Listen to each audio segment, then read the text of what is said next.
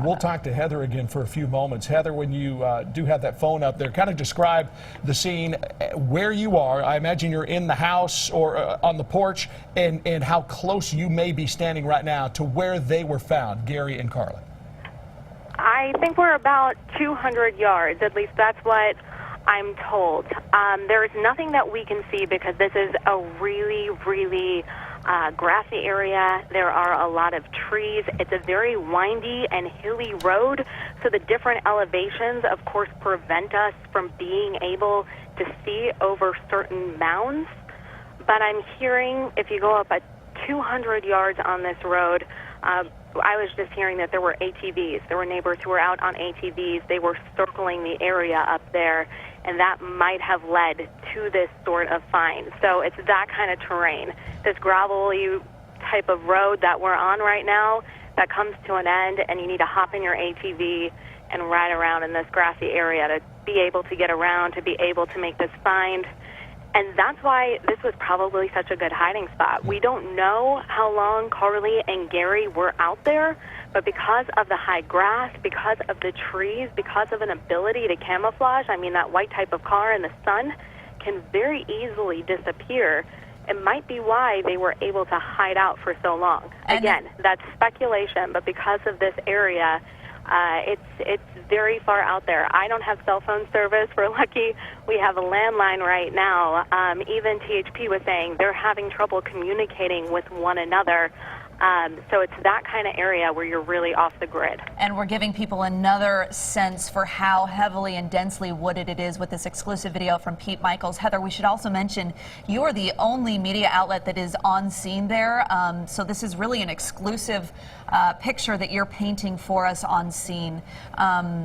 Which I think is really important for us to get a sense of how it unfolded and what went on there, and we're getting that through your accounts. Heather, one of the previous interviews we had was with Carlie's cousin, and for those of you just joining us, Carlie found safe, the center of the Amber Alert. She is safe. Her uncle, Gary Simpson, is in custody.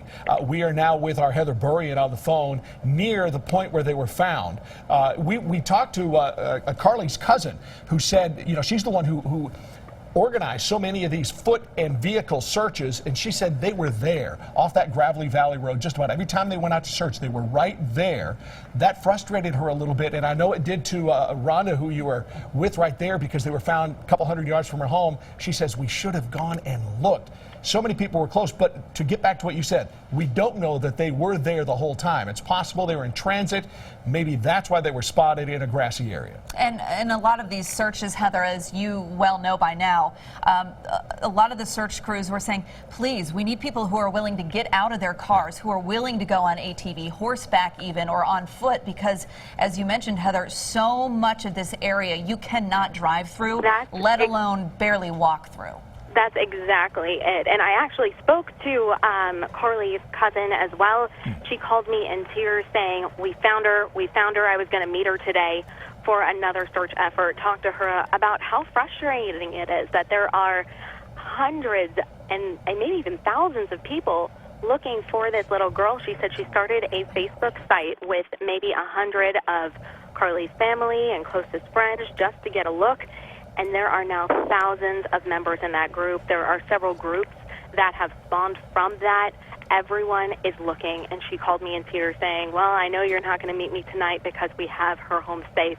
I was also there when Shannon Trent, Carlie's mom, her best friend, found out. I was actually able to tell her the news right after I spoke to the U.S. Marshals Service, and she broke down. She said, Shannon's been staying with me this whole time. Each night has been filled with tears. These are finally happy tears. That she saw Carlie when she was born. She knew her whole life, but she couldn't imagine not having that little girl home. And Heather, just to speak to the remoteness again, you're calling us from a landline, Rhonda's phone, from the scene, because cell phones really don't work in most of these areas. I was out of coverage zones for majority of my time when I was out in Rogersville the other day, and you're experiencing that now. And that was exactly it. I probably was about halfway here when I tried to text you that I was out of phone service, Amanda, and that was it. I lost phone service. So if it wasn't for Rhonda and her landline, THP, again, is having trouble communicating with one another. there is no way for me to give you guys a call or give you a picture from my camera right here just because there's absolutely no cell phone service. This is about 13 miles out of Rogersville. It is up a long and windy road. You are going turn after turn after turn. It's pretty much one big hill until you get to this area, and I can see, as far as my eye can see, that it continues to go up, which is why it is so difficult for us to see that grassy area where Gary Simpson was hiding out with Carlie Trent. But again, we're hearing it was far out, off the road. Even law enforcement was using ATVs to get out there. But now Carlie Trent is brought to safety, and Gary Simpson has also been removed from the site.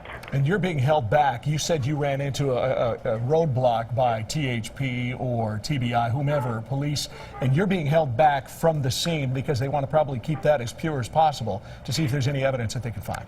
They said that TBI is still up there. There's also some other local law enforcement that is still up there, which is why we're not able to go up. I know they tried to communicate with them, see if there was a way for us to get a little closer, but again, like we just said, there's no cell service, so again, they're having trouble communicating with those guys who are up there. So right now, they're just providing a little bit of a barricade to keep the scene pure, to let them investigate, and to keep us back while they're still trying to gather information and gather evidence. Well, hopefully Rhonda let you inside of her house, because we know there are thunderstorms kind of moving over that area, and as well as the rest of East Tennessee. Heather, keep in contact with us. Hopefully Rhonda will let you use her phone, and we'll stay in touch and get back to you in a second. Absolutely. We're gonna Thank head you, over guys.